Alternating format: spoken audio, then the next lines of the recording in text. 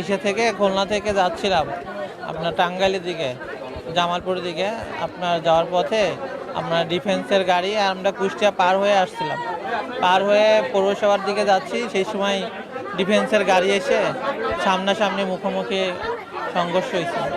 সংঘর্ষে আপনার কয়টা, আমার সামনে যারা ছিল তারা সবাই ম্যাক্সিমাম লোকই ডেথ হয়ে গেছে, আর খুব সমস্যা।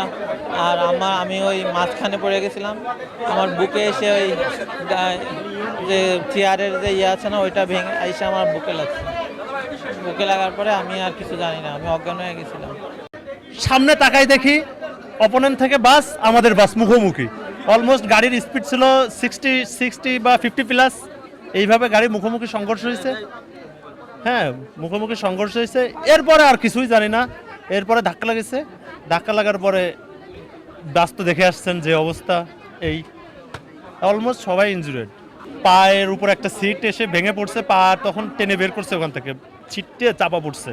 আমি ছিলাম গাড়ির দ্বিতীয় সিটে, হ্যাঁ, সিট নাম্বার এ এবং সিট নাম্বার বি। আমি বি সিটের ছিলাম এবং আমার চোখের সামনে অ্যাক্সিডেন্টটা, মানে সংঘর্ষটা হয়েছে। এরপরে কিছু জানি না আর।